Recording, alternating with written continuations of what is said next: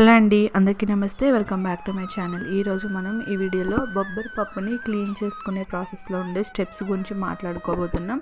మనం మార్కెట్ నుంచి బొబ్బరి పప్పుని గారెల కోసం తెచ్చుకుంటూ ఉంటాం, బట్ అందులో రాళ్ళు అనేవి వస్తూ ఉంటాయి. బొబ్బరి పప్పు నుంచి రాళ్ళని సపరేట్ చేసే ప్రాసెస్ మీకు తెలిస్తే వీడియో స్కిప్ చేయొచ్చు, బట్ అందరికీ రాదండి ఈ ప్రాసెస్.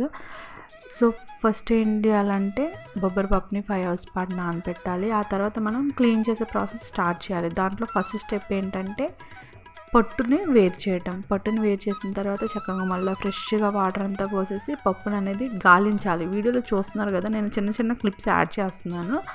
గాలించడం చేసేటప్పుడు రాళ్ళు అనేవి లాస్ట్లో సపరేట్ అయిపోతాయండి. ఆ సపరేట్ చేయడం ఎలా ఏంటి అనేది నేను ఫుల్ వీడియో చేశాను. లింక్ మన ఛానల్ లోగో కింద ఇస్తాను.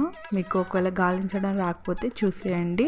నచ్చితే మాత్రం తప్పకుండా మన ఛానల్ని సబ్స్క్రైబ్ చేసుకోండి.